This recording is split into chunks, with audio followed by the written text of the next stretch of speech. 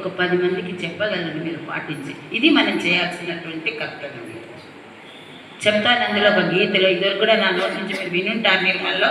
అది నా patent song ఎక్కడికి పోయినా కూడా.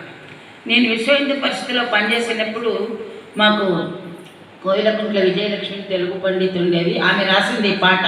మేము పరిషత్తులో టూర్ చేసేటప్పుడు సంస్కృతి సంరక్షణం సర్వుల ప్రేమించటం. ఏం చేయాలి?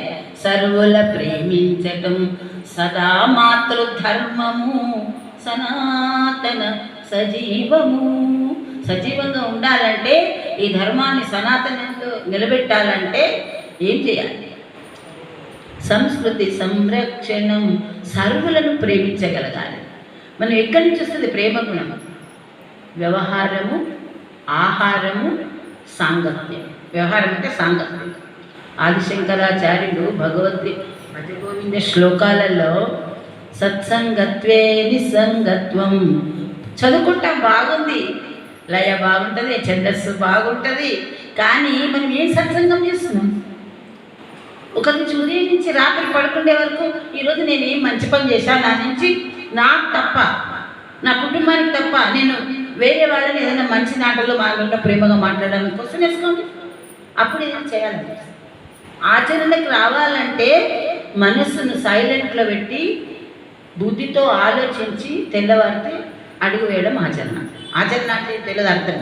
ఇది నేనే మాతయను పదము ఏ దేనికి మమతా సంకేతమే.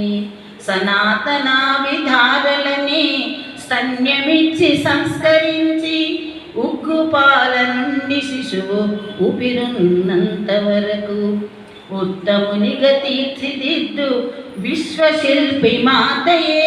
ఒక భారతదేశం కాదు.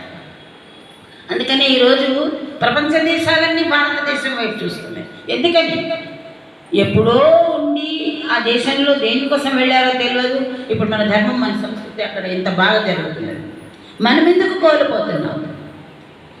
శివాజీ ధీరత్వము, ఝాన్సీ వీరత్వము, మాతృప్రేరణ దత్తము, మహిళన సత్యము. ఎవరిచ్చారు వాళ్ళకు? మాతృ తల్లి ఇచ్చింది. శివాజీ తల్లి ఇచ్చింది. ఝాన్సీ తండ్రి ఇచ్చాడు. ఝాన్సీ రాణి చనిపోయిన తర్వాత బాలగా ఉండడం కూడా ఒక సైన్యాన్ని తయారు చేసింది. చనిపోయిన వాళ్ళందరినీ కూడా సీరియల్ వచ్చింది. ఎవరైనా చూసారా?